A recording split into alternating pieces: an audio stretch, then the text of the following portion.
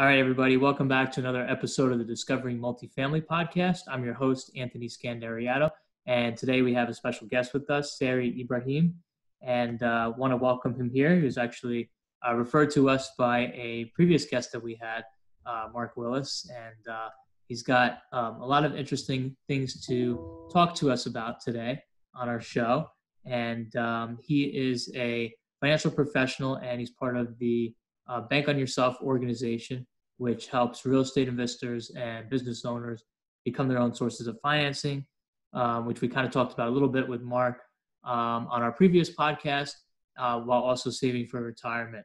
And, he's going to talk about many different financial tools that help investors with asset protection from different creditors and different, predators in majority of the states. So definitely want to help welcome you, Sarry, and appreciate you coming on the show. Thanks, Anthony. Thanks for having me on. Sure. So do you want to give an overview of what you work on at your organization and, see how it ties to multifamily real estate investing? Yeah, definitely. So I'll kind of start off first by talking about the Bank on Yourself concept. So the Bank on Yourself concept uses whole life insurance policies for various reasons. And for those of you who aren't aware of exactly how whole life insurance policies work, there's pretty much two components to them. One component is the death benefit. The other component is the cash value part. So we focus more on the cash value part and growing that. And the cash value of a life insurance policy is, from an asset protection standpoint, is treated differently from other places where you would store cash, like a checking account, savings, money market, brokerage account. The cash value of a life insurance policy is actually has a very powerful strategy behind it. And that's what we help real estate investors and business owners with, is capitalizing more on the cash value parts of a whole life insurance, but the Bank on Yourself way, not necessarily any whole life insurance policy, more so the Bank on Yourself way. Got it. Can you kind of summarize the Bank on Yourself life insurance as it relates to real estate investing? Yeah, definitely. Mm-hmm. So the cash value of the policy can be used for anything you want. So, and it has numerous functions. It could be used for anything you want. You have access to that money at any time through a loan. A lot of real estate investors, for example, will capitalize the policy, build up that cash value, and then borrow from that cash value to use for renovations, buying properties, giving out loans to other real estate investors, so they become bankers and they're earning interest, which is of course highly lucrative for real estate investors. And you can pretty much use it for whatever you want. And the reason why they would use that is that it's better than using cash. And I'll give you a more detailed answer. For example, let's say you have $100,000 in cash value. And then from that 100,000, you borrow 50,000 from that policy. You give that $50,000 you use it for renovation, use it for whatever you want. Over the course of 5 years, you pay it back. There's going to be interest involved that you pay back to the insurance company. But that interest is a really small percentage. It's only going to be like 1.9 APR, whatever the case might be. And so it comes out to paying like $2,000 or $3,000 extra in interest. So you end up paying $53,000 about to the insurance company over the course of 5 years. But then you might ask, why did I do that? Why did I just spend an extra $3,000 when I had the cash to begin with? And the answer to that is, while you were paying back the loan over the course of 5 years, the insurance company was paying you on your cash. They were paying you dividends and interest on your money. So after like 5 years, the 100,000 in cash value you have is now like 165, or how, depending on however you fund it, is like now 165. So you've gained 65,000. You've spent 52,000 roughly. So there's an arbitrage now of about $13,000. And don't quote me on these numbers, but this is just to give you an idea of how the policy works and why it's better than cash. God, and I get this question all the time from some of my investors and partners, if they should use their life insurance and to borrow against that, which makes a lot of sense. Are there any other products that real estate investors can use to borrow against besides the life? And is it whole life or just term life as well? So for life insurance, there's three parts. There's three types. There's term, universal, and whole life. The Bank on Yourself way only works with whole life. I've heard of other agents using Universal because Universal Life has cash value, but that's really risky because of the fluctuating cost of running those policies. It changes over time. With whole life insurance, it's a permanent form. The fees are typically fixed, and the cash value eventually outpaces what you're paying into the policy. So it's really important for it to be the bank on yourself way, for it to be number one, a whole life policy. And then number two, you want to make sure that it's a mutual insurance policy, not stock owned. So a lot of insurance companies are either stock owned or mutual. You want to make sure it's a mutual. And the third layer to that is you want to make sure that the policy has non-direct recognition loan features, which means, so do you remember in the example we just talked about having 100,000 in cash value, you borrow 50,000. So the reason why the insurance company kept paying you interest and dividends on your money while you're using it is because the company is a non-direct recognition loan company. They didn't recognize the fact that you had an outstanding loan of $50,000. They paid you on the $100,000 dividends and interest as if you didn't touch the money, as if they didn't recognize that loan. So you want to make sure that the company is mutual, it's a whole life policy, and it has a non-direct recognition loan feature. Got it. Okay. Makes a lot of sense. So for my second question, are there any other products that investors can quote unquote leverage to acquire real estate and interest in properties, whether it's actively or passively? I've heard of real estate investors using like self-directed IRAs, and I'm not a fan of those because they're highly regulated.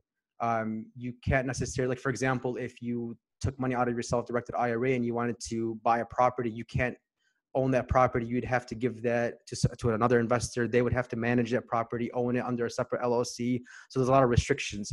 With bank on yourself policies, you could do whatever you want with your money. There's no IRS regulations or restrictions on how you use those funds. You could use it for real estate. You could use it to invest in other businesses.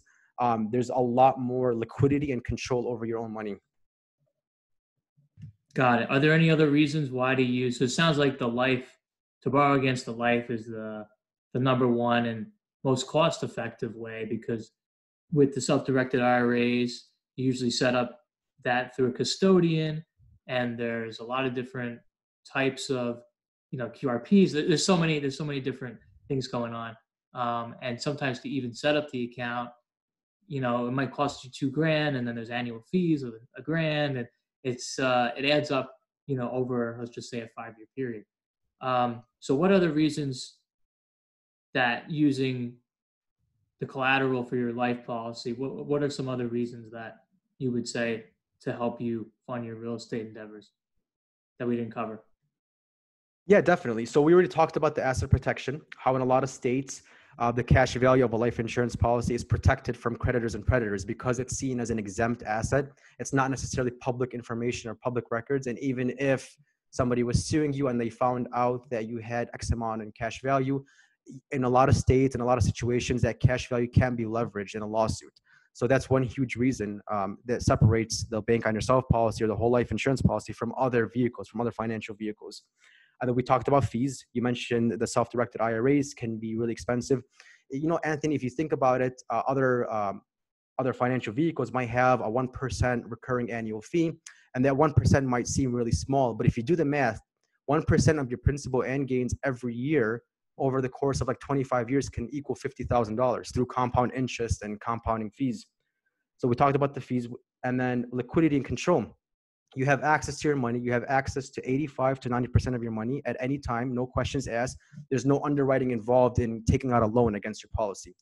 It's your money, and the insurance company will send you the money in 5 to 7 business days. You just have to fill out an application for it. Number 3, market volatility. So as you know, recording this in the middle of the pandemic, a lot of people, unfortunately, kind of went through rough times in the stock market. And it's a roller coaster, still is. Like the cash value of life insurance policies haven't been touched at all during the pandemic. A whole life insurance policy, the bank on yourself way, haven't been touched due to the pandemic. They're continuing to grow and compound every day. In other words, they're not affected by any market volatility. Fourth reason, contribution limits. Self-directed IRAs, 401ks, other qualified plans, they have restrictions. Like 401ks as of this year is $19,000, the maximum you can contribute. Self-directed IRAs are like $5,500 you can contribute every year. So there's a lot of contribution limits. But with the bank on yourself ways, there are no contribution limits. You can add in as much as you can get approved for. The fifth reason, integration. So I'll give you an example on this. Let's say you allocated $19,000 to your 401k. You can't use those same funds for your real estate portfolio. It's either or. Either you allocate to your qualified plan or to your real estate portfolio. With a bank on yourself policy, you could do both. You could fund the bank on yourself policy, borrow from that policy, use it for real estate, pay yourself back, use that money again for another investment. You can keep recycling your money and using it for different parts of your life and business while your cash is growing as if you've never touched it. So it's instead of saying either I save my money or I invest it, you can kind of combine those two and integrate those two with the bank on yourself policy. And the last reason, the sixth reason, which is probably the most important, is the taxes. A lot of qualified plans are pre-tax vehicles. So you're deferring from taxes every year, and then you're getting taxed in your later years. But with a bank on yourself policy, you first pay taxes on the money, deposit into the life insurance policy, and now your policy, it grows tax deferred, and you have access to that money tax free. Those are the six reasons. Got it. So when you have customers borrowing against their life policies, how long of a term? You mentioned 5 years. Is there like a minimum term? Is there a maximum term? What are the loan parameters? Yeah, so the loan should be paid, it's quote unquote, within reasonable time. In other words, if you financed a car, you would typically pay that back in 5 years. So you might kind of treat it as if you were borrowing from another lender. Also, another way to measure that is you never want your loan balance to exceed your cash value. If your loan balance exceeds your cash value, then the policy can lapse. So you kind of really want to pay it back responsibly. You can miss payments, you can control the terms, but eventually you want to pay that policy back.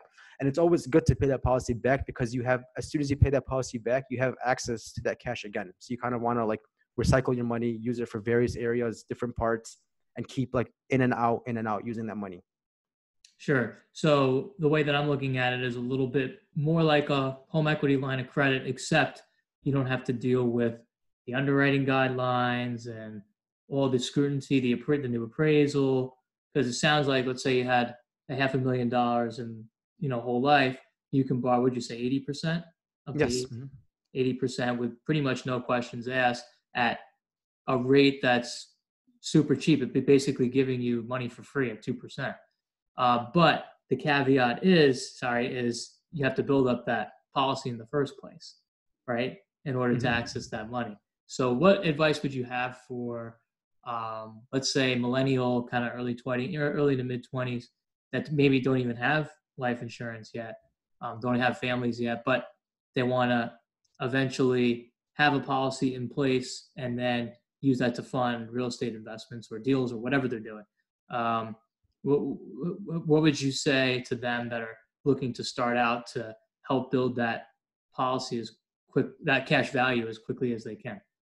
Yeah, I would say start off with whatever you can. So we do an assessment on our clients. We kind of go through all their assets. We kind of figure out what they want, what their short-term goals are, their long-term goals are.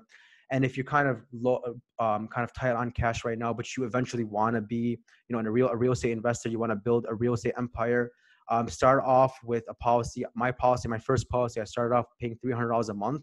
And, Mark Willis mentions this in the podcast with you in the previous episode. He says that it's a mindset shift. You want to build that mindset, and the same thing with the bank on yourself policies. You want to build that mindset of kind of stashing money away, waiting for it to compound, waiting for it to grow, and then you could use that money. And you don't have to wait, years until you could touch that money. You can essentially in month one, use your money. It's not going to be much if you're paying $300 a month, but the point is you want to incorporate it into your life. Eventually, you want to incorporate it to use that cash and start building that cash for other things you want to do. Very interesting. So it's not like I can buy a share in the Dow and take it out. Obviously, I'm going to be subject to tax. This is more of an investment vehicle to help you, obviously, number one, minimize your tax liability at the end of the day. Number two, obviously protect yourself and your family in an event for a tragedy to happen. And number three, it's liquid. So it sounds like it's a very interesting strategy that I think more people aren't really exposed to. So I appreciate you sharing some more light. Is there any other um, insight you have to share on the banking on yourself method besides what you? I know we covered a lot. So Yeah. I think this is to touch on what you just mentioned, how a lot of people don't know this. And I think a lot of people don't know this is because of what they hear from like critics about whole life insurance policies. A lot of critics say, whole life policies, the cash value is going to be really tiny, and the death benefit doesn't increase, and it's kind of odd that you have to borrow your own money. But they're excluding a lot of details, like what we mentioned in the beginning: mutually owned, non-direct recognition, the fact that you're earning dividends on your money no matter what's going on in the economy. So I think that people need to kind of differentiate between traditional whole life policies that the media bashes and the modern bank on yourself, cash value emphasized life insurance policies. awesome. That is great. Great stuff. So how can people find more and learn more about what you do and to learn more about this strategy? Yeah, definitely. So they can go to finassetprotection.com. That's FIN assetprotection.com. And then you can schedule a free 15-minute consultation with me, and I'll be more than happy to answer any of your questions or provide any value I can. Great, Sarry. I really appreciate you coming on the show, and hopefully I'll have you on again soon. And if any of the policy stipulations change in the next 6 months in terms of the regulations, I'd love to hear more about it. But it sounds like it's probably not going anywhere anytime soon, which is good for real estate investors. So yeah, we definitely want to stay in touch, and I really appreciate you coming on again on the show. Thanks, Anthony. Thanks for having me on. Appreciate it. Thank you. Thank you.